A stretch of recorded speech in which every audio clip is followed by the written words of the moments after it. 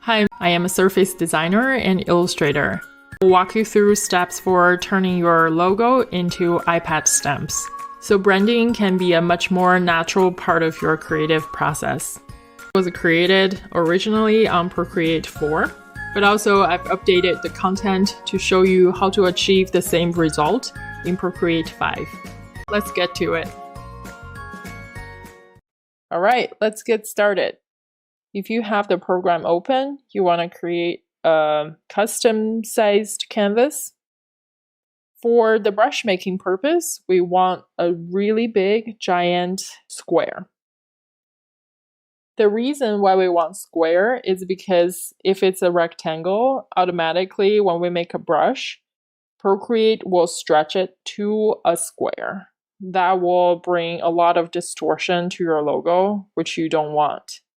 So we want 2000 pixels by 2000 pixels. That's big enough. Say that if you're working on a pretty big canvas, your logo won't be puny.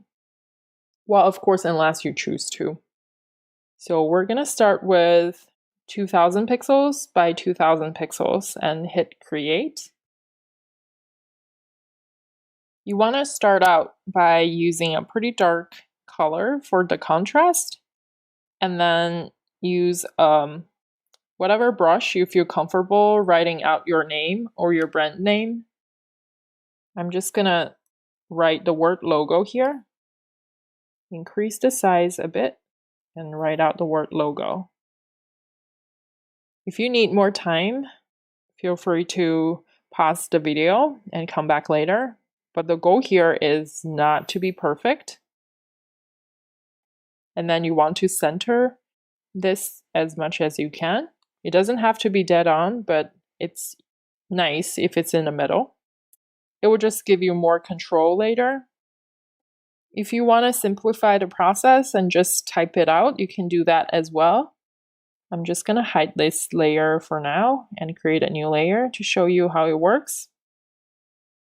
You can come over to Actions and then Add Text.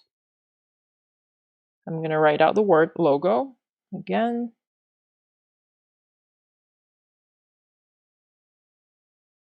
You can edit the style by click on the Edit Style button and then change the font and the size. If you want to learn more about the typography tools in Procreate, feel free to check out my other class that is called Text and Animated GIF. That will bring you up to speed. But as for now, I'm just going to give you a quick demo. So you can do this as well if you want this to be your logo. I'm just going to delete this layer for now because I will go with this hand-drawn look. So the next step we want to do is to color the logo white. To do that, you can lock the painted pixel by turning on the alpha lock. If you click on the thumbnail and then click on the alpha lock, you will see this checkerboard pattern appearing in the background that shows you all the painted pixels are locked. And then you can change the color to white and then click the thumbnail again and click fill color. It doesn't show you anything right now. That's because the background color is also white. You can turn it off and preview the logo right here. And then we want to save this image as a PNG to your local camera roll. The reason why we want it to be PNG is because we want the background to be transparent. We want the white logo on the transparent background. You want to come to Action and Share and PNG and Save Image. All right. Now you can turn the background color back on and turn off the alpha lock, create a new layer, and delete the old one. So now you can make your brush. First, you want to click on the brush icon and then click on the plus sign over here to create a new one. Immediately, you need to make two decisions. One is your shape source, the other is the grain source. The shape source is basically your logo. You want to insert the photo. So right now, you don't really see what you saved. That's because your logo is white and the background is also white. It's tricky. You just have to trust that there is a picture there and that's the last photo. If you click on that, you can preview over here. It's really nice because we have created a square canvas. If it was rectangle, it would be stretched at this point, which you don't want it to happen. As for grain source, we'll start with something really basic by choosing the swap from Pro Library here. You can scroll down until you see this little nice square called blank.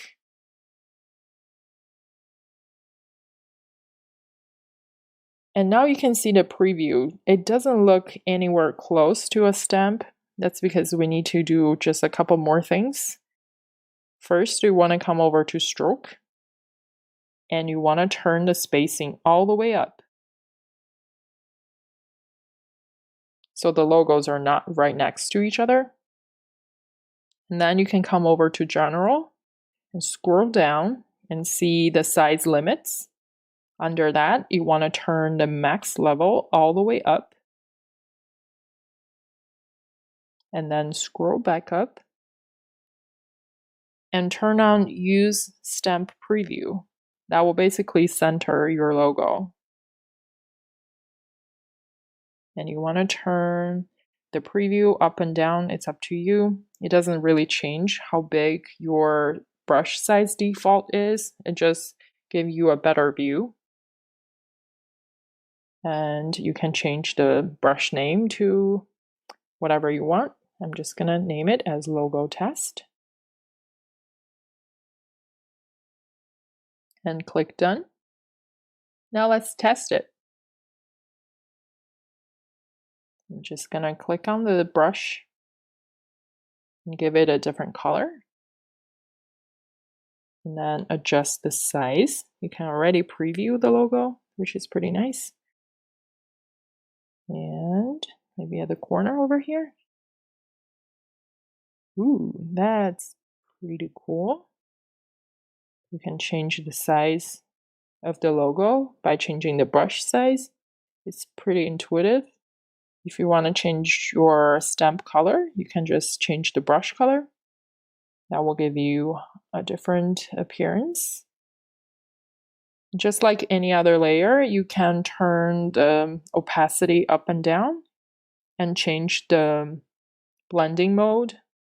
You can make your logo as subtle as you want or as obvious as you want. It's pretty flexible.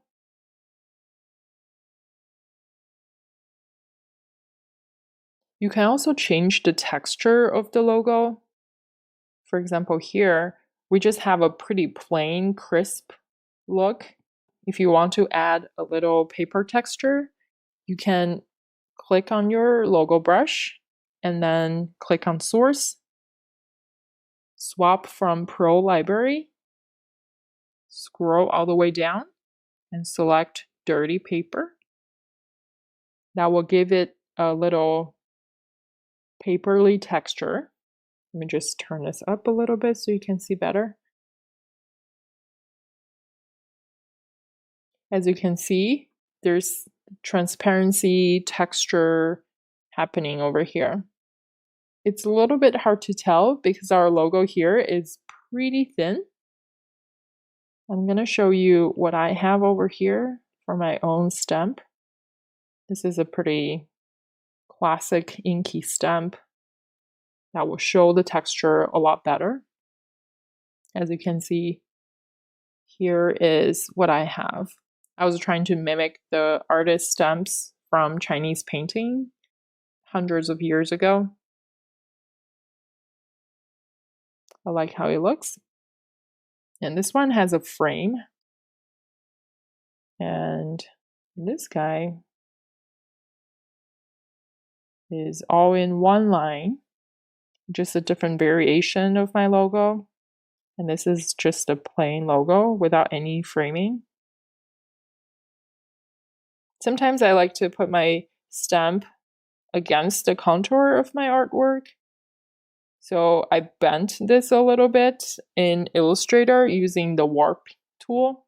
You can also do that here, but it doesn't go as elegantly as Illustrator. So yeah, that's just different variation. And in the next, so in this lesson, we're gonna walk through the same process, but in Procreate 5. So the first step you need to do is to import your logo to your canvas. The current canvas is 2000 pixels by 2000 pixels. To import an image, you can do setting or actions and add and insert a photo. Just a couple of things that you need to pay attention to. First is that your logo has to be on a transparent background. If it is a JPEG, it won't work because we need to isolate. Basically, let me just turn off the background color. As you can see, we want your logo to stand alone on its own layer. So once you're able to do that, we want to change the color to white. So the easiest way to change the color to white is to click on the thumbnail here and click on Alpha Lock. So it will lock all the painted pixels. And you click on the color dot and go back to white. And then click on the thumbnail again and click on fill layer. That will basically color all the painted pixel to the active color, which is white. And now we want to export this as a pane, which is PNG. So actions, share, and PNG. And you can just save it to your iPad. Click on Save Image. And that's done. So we don't even need the layer anymore. I'm just going to delete it and turn the background color back on. I do want to turn off the Alpha Lock. So just uncheck the check mark. And now we want to create a new brush. So click on the brush over here. And in whatever folder you want, click on the plus sign over here. By default, it will look something like this. The first thing we want to do is to go to Shape, which is the third option here, and click on Edit, right on top of the shape source. This is pretty hidden in the Procreate 5. I don't know if there will be future improvement. So basically, you click on Import, and import a photo. That will pull up the latest photo should be the one you just saved. Click on it. It just shows up as a white square. That's because it's white on white. So no big deal. Just click on it and you will see your logo on a black background. That's what we want. Click on Done. So there are a couple of things that we need to fix before we can call it a logo stamp.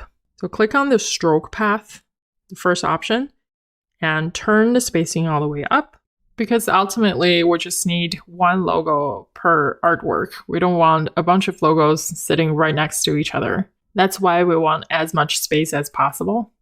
And then if you want some grain, you can change the grain source, but white is fine because it will give me a crisp look. And you want to turn on the Use Stamp Preview. Basically, this will allow you to preview your logo from the brush library. And you want to turn the maximum size all the way up. In case your canvas is super large and your logo needs to be relatively big, it doesn't have to have that size limitation. One more thing we want to change before we try it out is to come over to Apple Pencil setting. And the second option, which is called opacity, I think by default is turned all the way up. I don't want that. I want my logo to be constantly in full strength. If I turn on the opacity, sometimes if I'm not pressing it hard enough, in other words, if the pressure is too low, it will not appear in full opacity. As you can see, I'm varying my pressure a little bit as I'm drawing here. This is very light, medium, and hard. I don't want that kind of variation, so I can fix that by turning my opacity all the way down. In that way, no matter how light I'm tapping on the screen, it will still show whatever brush I'm using for strength. You do have the option of naming your brush. You can come over to About This Brush and tap on the Made By and put in your name and your signature. And you can create a new reset point. Basically means that whenever you made certain changes and you want to revert it back, and you can reset from there. I'm just going to click on Done to test my brush. My first impression is that the preview is not very accurate. So I'm going to go back and fix it under Properties. And just turn the preview down. If I can offer a bit of feedback for Procreate, I would love to see the preview of my stamp live as I'm sliding down over here. I'm just going to leave it to maybe 19% and click on Done. It's not too bad. It shows the gist of the stamp. All right, let's test it. The first thing I want to do is to give it a different color and adjust the size and just tap on my screen lightly. Awesome.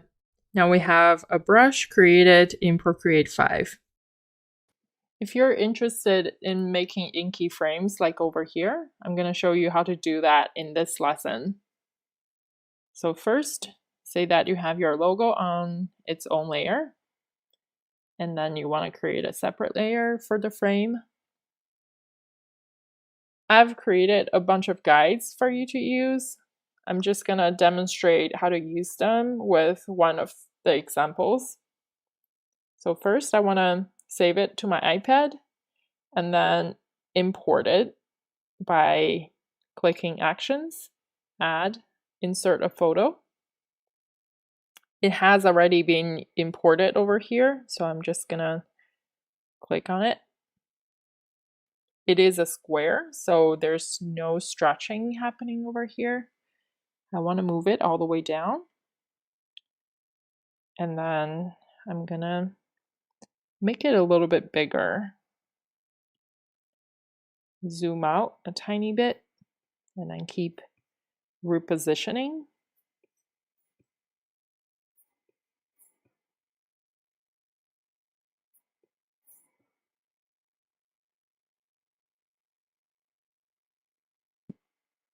It's pretty simple. It's basically just rectangle with a rounded corner.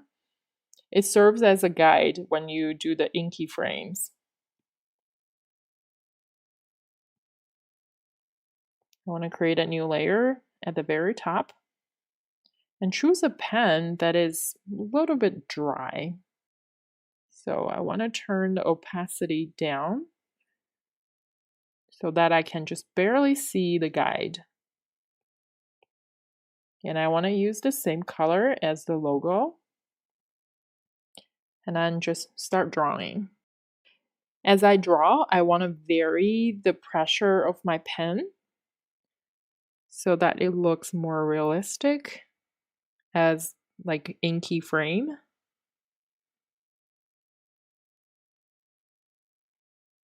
You can rotate it when it's needed. And then just keep working at it. You see this little texture? I really love it. It just gives my stamp more character.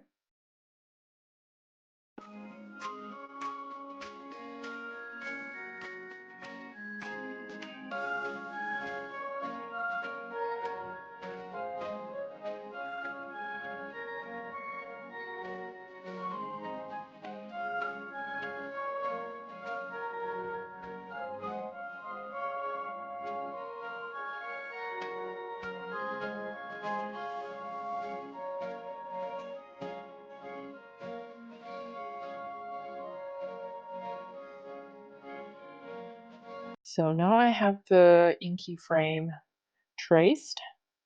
I don't need the guide layer anymore. So I can just turn it off. Actually, I can just delete it. and I can see the checkerboard pattern in the background. I'm just going to turn it off because I will merge my layers into one by clicking the top one and click merge down. Okay. Like how you made your brush from the previous lesson, I'm just going to do a quicker version of that. You want to turn on the alpha lock and then choose white color and fill the layer. Turn off the background color and save it as a PNG. Share PNG. Okay. When you make a new brush, you don't have to do all the steps all over again. You can just simply duplicate your previous brush and click on it and swap out the photo with the new one. In fact, I'm gonna make this brush available for you so you can just import it to your Procreate and swap out the logo placeholder with your own logo. Again, because it's white on white, so you just have to trust that there is a photo here. You can see the new logo stems being placed over here. And you can also swap out the grain source as well if you want. You can also swap out the grain source as well. You can choose any of those that is a square shape.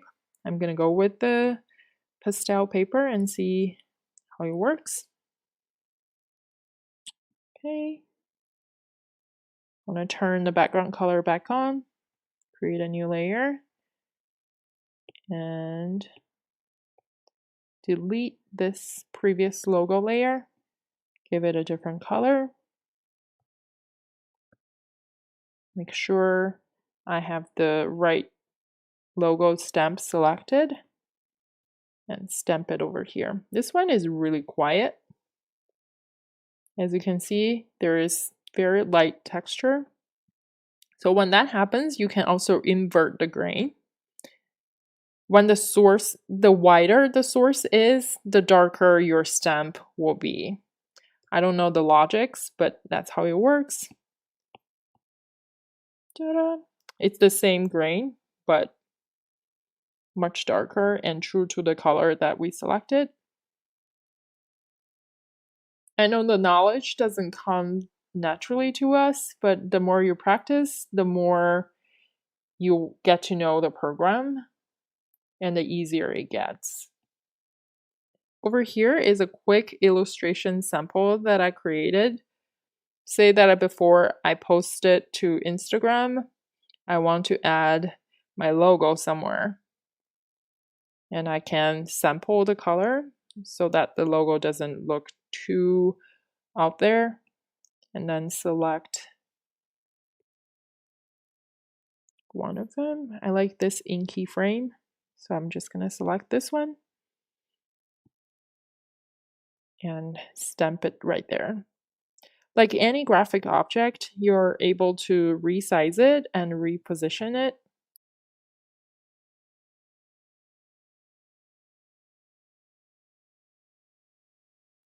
I'm just going to resize it over here. You want to turn on the magnetics. That will keep your proportion.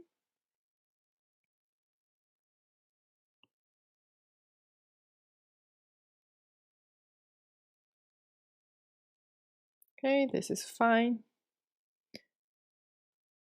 And you can also make it super quiet by placing it on top. You don't see it completely because it has the same color as the drawer. So I'm just gonna change the blending mode to multiply. It's a quieter version of the logo. It's really up to you, and you can even change the position or orientation.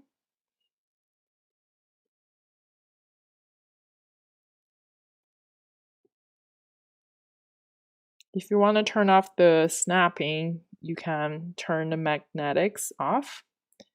That will take care of the snapping.